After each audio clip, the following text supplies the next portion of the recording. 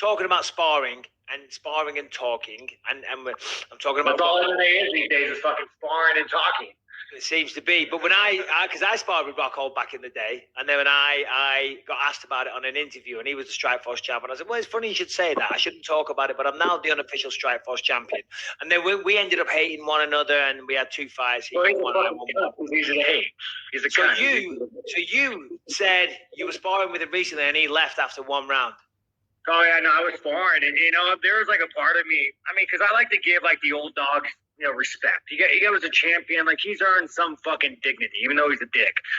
So I'm sparring with him, and I'm being really nice. The whole gym is watching, and all of a sudden he just blasts this hard kick. It was like one of those intention kicks. And after that, I was like, well, I guess I'm going to try to kill you right now. And I clipped him hard. He ran from me, and the second round came. He just kind of left the mat and walked away. And I'm just like, the thing about Luke Rockhold, I mean, he's just a fucking cunt, dude. Like, you can't love yourself that much. You can't do it, man. You can't love yourself that much. It's funny. Mike, I'll let you jump in. Next question. I just want to say this because it's funny, because I just did this tour of England, and I was trying to work in this line, and I couldn't find the right place to put it. I always wanted to be the champ. I always wanted to look at myself. No. I always wanted people to look at me the way Luke Rockhold looks at himself. I was trying to fit that in. But I never found the way of fitting it into the structure. When Luke Rockhold's fucking, he probably puts a mirror right by him so he can just fucking watch himself the entire time. Hey, I've got to say, me and Luke, we're good now. So we're gonna I see you guys fucking doing your gay little cuddle session. Oh, we're training. I just want to throw that out there, Harrington. I'll be honest, the Rockhold mirror thing isn't weird. So you remember that his dog's also in the room, and then it becomes a whole to-do. Oh, fucking A, dude. This fucking guy, dude. I'll tell you the first thing, like one of the first interactions I had with Luke, because like I'm starting to make it to where I'm making decent money now. Where like when I fight, dude, I see my bank account like going up, up, up, up. Now like when you first get signed, dude, they don't pay a shit. You guys know this, but I'm hitting the tiers. And I was telling Luke, I'm like, man, like it's kind of a trip, dude. I'm starting to make money. It's weird. Like I've never been in the situation where like a part of me is like I'm scared of it leaving. And this fucking cunt looks at me. I'm trying to be relatable, and he says, no, I've never experienced that. And he just like kind of walks away. I'm like, dude, you're such a dick, dude. You're such a fucking dick. Yeah, and I mean, I don't have anything bad to say with Luke Rockhold. I think he's a fucking cunt. Well, I did want to follow up. He's a nice guy. I like him. He's a nice guy. I wanted to follow up on a statement you made in the run-up to this fight, though. You said you were thankful that the UFC booked it and you were going to get paid for it because you had every intention of fighting him in the parking lot at some point. Does that still stand? This is like even Baham Muhammad, dude. Here's the things that these assholes I don't like. Is they just run their fucking mouth, and it's like, dude, I fight for money, but I'll hit you for fun. Like at the end of the day, dude, fighting for money is not even that fun. Like it's stressful. One bad move, you're fucked up. Like it's not that fun. But like I just hate how these fighters, they think they can just run their fucking mouths. When I see you, I'm not gonna smack you. Like Baham Muhammad, when I see you, dude, I'm gonna fucking smack you.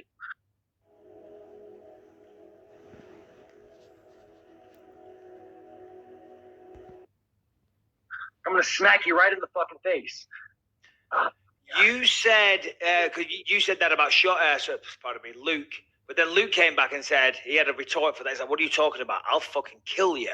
Talk me through that. With this non-existent fucking back injury. Again, dude, even it's just bullshit. It's just fucking bullshit. I'm going to be in Ruka Friday. I'm going to go spar Moses Murieta. I'm going to go spar. I'll see you there. I'm going to come in Friday morning. Yeah, and then fucking Luke, he'll be nowhere to be. And I'll even tell him, dude, I don't give a fuck about money. The fight's off. Let's just go in the cage and scrap. And he'll be like, he's just a bitch, dude. Luke's a fucking bitch. He's always been known for being a bitch. He's an athletic bitch. That's what Luke is. Well, he's certainly athletic, that's for sure. And my God, what a killer body. But listen. Yeah, no, if I was a chick, I would fuck him, dude. Hell. I might fuck him now. He's a good-looking guy. I might fuck him now. You never know, dude. Well, you knock him out in the parking lot. Who knows what happened? In a little bit. Yeah. So tell me from your perspective, how did this all go down? So apparently the L4, L5 has apparently got a herniated disc. So where does that leave you? Are they trying to find you a replacement? Are they postponing the fight? Are you still going to be on Madison Square Garden? What is the situation? Everybody that's ranked is fighting. Besides Jack, Hermanson, but he has COVID, fucking apparently. I mean, everybody's kind of booked, so I'm probably going to wait till January.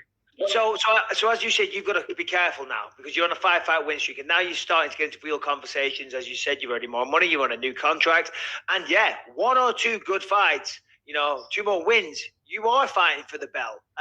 So the game plan was to go fucking knock out Luke in impressive fashion. Although losing to Luke would fucking suck, man. That'd be a depressing thought. I've been there. You take a fucking bad kick or something, your hands down, and next thing you know, that fucking kind of has his hand raised. Depressing. So, anyways, the goal was to pretty much beat Luke and then maybe ask for Costa or someone that puts me in line for a title shot. But now since fucking Luke's out, I don't mind waiting until January. I'm not broke anymore, so I could wait a couple months. So based on that, I mean, we have Vettori versus Costa this weekend. I'm assuming based on that ranking, you would assume Costa wins this fight. I don't know, man. Vittori's fucking tough, dude. The problem with Vettori and Costa, they're both fucking dumb. And I say that with I say that as Vettori being a good friend of mine. I consider Vettori. I was gonna say because you trained down at King's. Oh no, he's cornered me for a fucking fight. Dude. He's a good friend of mine. I was one of his main training partners for this camp, but they're both fucking stupid. I mean, Costa's dumb. Vittori's gonna fucking show up my house and try to fight. No, I know. I'm gonna get a text message as well. Oh my god, that's funny. Yeah, no, I mean, the thing about Costa, he's just a mouth, dude. He's a sledgehammer. He has no rhyme or reason. He's fucking good. He's tough, and that's a hard fight to deal with. But I think Marvin, dude. I think if Marvin's head is in the right place, Marvin beats him. Yeah. No, I'll tell you with Moses, and this kind of go to Luke Rockhold. Me and Moses, dude, are very similar. We have really fucking low self-esteem. I look myself in the mirror, dude, and sometimes I want to break the fucking mirror. Half the time really? I hate myself. Half the times I fucking hate myself. I look myself in the mirror. I fucking don't know, dude. Literally, if I wouldn't fucking show the scars, I'd probably be a cutter. It's just something, the way that you get brought up in life, So Moses, I find is very similar to that. And I find that when you have low self-esteem, it hinders your performance. But then you go on the complete opposite spectrum of Luke Rockhold, who fucking loves himself, who thinks he's the best in the world. The guy doesn't even fucking train. I mean, Moses trains with him, but I even asked Moses, dude, I watch you're his main training partner. You guys aren't even training, you could just tell this is a man that loves himself so much, that believes in himself so much. Even John Jones is very similar. Look at John Jones. John Jones fucking loves himself. He's a fucking D1 athlete. But you'll see when he fights him, he'll go and reinvent strikes. He'll do shit that you're man, the fuck? I would never have the ability to do that. So I think that lack of self-esteem, and I think the biggest issue is people look at it as a strength. I've said this, people look at you oh, you're an angry psychopath, it's a strength. It's not a strength. It makes you doubt yourself. It makes you think I'm not good enough. I'm gonna fail. You start making people see bigger than what they are. Sean, but that, because I can relate. I really can. You know what I mean? That pushes you to train harder and harder and harder, because rather than, you see it all the time, and Luke's a good example. Another one might be Quinton Rampage Jackson. I say that with respect. They're so talented naturally that then they fucking get lazy. You know what I'm saying? Where guys like me and you, who?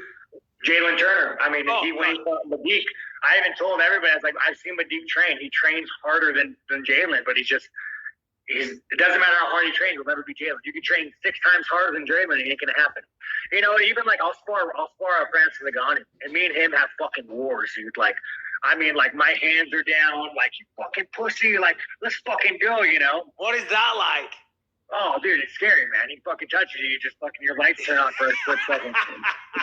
But everybody will ask me, Sean, why do you do it? Because I look at him, he scares the fuck out of me. I look at his big ass motherfucking dude, just I don't know where Francis is from, but he's big and scary. Scary motherfucker, and the nicest guy you ever meet, which is the crazy part, right? Yeah. And he scares the fuck out of me. And there's this little voice inside me that says you need to fight him. You know what I'm saying? Yeah. Dude, this guy go out there and fucking fight him, and if you get knocked out, you just gotta rip off the Band-Aid. Every time I see Francis, I get that little voice, I gotta fight him. I don't expect you to go into details. I'm assuming this all stems back to kind of like, because I had it when I was a kid, you know what I mean? I'm talking about, probably a little bit of getting your ass kicked, shall we say, by mum and dad when you were a kid. It's crazy. It wasn't my dad wasn't really like physically abusive, but like really psychotic shit. Like I grew up hearing some psychotic shit, that like really fucked with me. I mean, like, fuck, there was one time where like, I mean, you're talking about pre-elementary school. I used to like hug my mom's leg in the kitchen, and then like my dad would just start home drinking. And I would just remember him saying like repetitively, like, dude, if you cheat on me or if you leave me, like I'll fucking cut your body up, bury you in the backyard. Crazy shit. I mean, that was just like the tip of the iceberg of like the insanity I would hear. And dude, like it affects you, like it really does affect me. Even like as an adult, like I was just telling somebody that like I have such a disconnect with human beings. Listen, I know me and you, we've always kind of had a little bit of that. I respect what you're doing, man. I do. And I enjoy what you're doing. I love watching your fights, and it's great to see how well you're doing. I mean that, Sean. Now, okay, next time I see you, Rookie, we might end up telling each other to fuck off. But you can't, no one can take away what you're doing. I'm going to hit you in that one eye that doesn't work. Give it a fucking shot, buddy. Give it a fucking shot. All right, guys. I'll see you all around, man. Thanks for the time, you guys. No, thank you. All the best, Sean. All the best.